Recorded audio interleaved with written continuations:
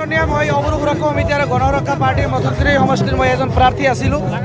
বিগত 8টা মাহ হীৰা হৰণীয়া চাহাবে মোক এক প্ৰকাৰ বলিৰ পঠা বনাইছিল।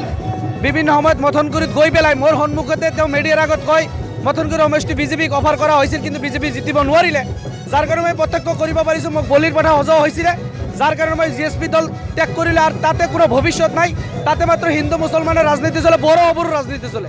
যাৰ কাৰণে সেই দল ত্যাগ কৰি পেলাই হাগ্ৰামা মহিলাৰ নীতি আদৰ্শ ভাল পায়। 17টা বছৰে যি ভাল নীতি আদৰ্শ BTC পৰিচালনা কৰিছিল, আকৌ BTCত হাগ্ৰামা মহিলাৰ চৰকাৰ হ'ব। যাৰ কাৰণে তেওঁৰ নীতি আদৰ্শত মই আকৃষ্ট হৈ তেওঁৰ দলৰ আকৃষ্ট হৈ হাগ্ৰামা ছাৰৰ যি নীতি নিয়ম বা তেওঁৰ যি পৰিচালনা সেই চাই মই BPF দলত আহিছোঁ।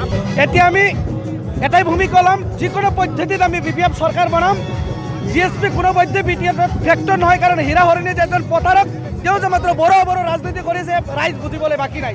BPF জিন্দাবাদ। আছে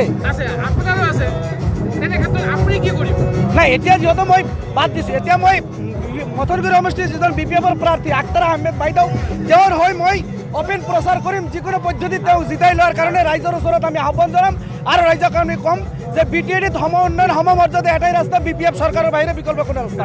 চাওক, নৱহৰণীয়া চাহাবে মোক বিগত 8টা মাহ লকডাউনত 8টা মাহ নৱহৰণীয়া 8টা মাহ মোৰ লগত যি প্ৰতাৰণা কৰিলে, মোক যে বলিৰ পঠা বনালে, নিৰ্বাচন খেলাৰ ক্ষেত্ৰত আপোনালোকে জানে যিখিনি মানে প্ৰয়োজন, সেই প্ৰয়োজন তেওঁ মোৰ লগত কোনো ধৰণৰ তেনেকুৱা যোগাযোগ কৰা নাই। আনকি তেওঁ মোৰ সন্মুখত মথনগুৰি সমষ্টিত মিডিয়াৰ আগত বাৰে বাৰে এটা কথা কয় যে মথনগুৰি সমষ্টিটো আমি বিজেপিক এৰি দিছিলোঁ, বিজেপি জিকিব নোৱাৰিলে। তাৰ মানে কি বাকী প্ৰকাৰে মথনগুৰি সমষ্টিটো তেওঁ বিজেপিক এৰি দিছে, আমাৰ সন্দেহ হৈছে। যাৰ কাৰণে মই বলিৰ পঠা নুখুজি, মই বুজি পাই মোৰ ভৱিষ্যত আৰু ৰাইজৰ মানে মথনগুৰি থাকিব পাৰে নিশ্চয়, কাৰণ নহ'লে তেওঁ এনেকুৱাকৈ কিয় কৰিব। যাৰ কাৰণেই তেওঁৰ পৰা আমি আগতে গুচি আহিছোঁ।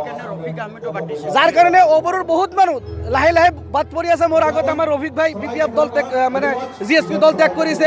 আজি মই কৰিলে এনেকুৱা আৰু বহুত মানুহ আহি আছে, আমাৰ লগত কথা পাতি আছে, আৰু বহুত মানুহ আহি যাব।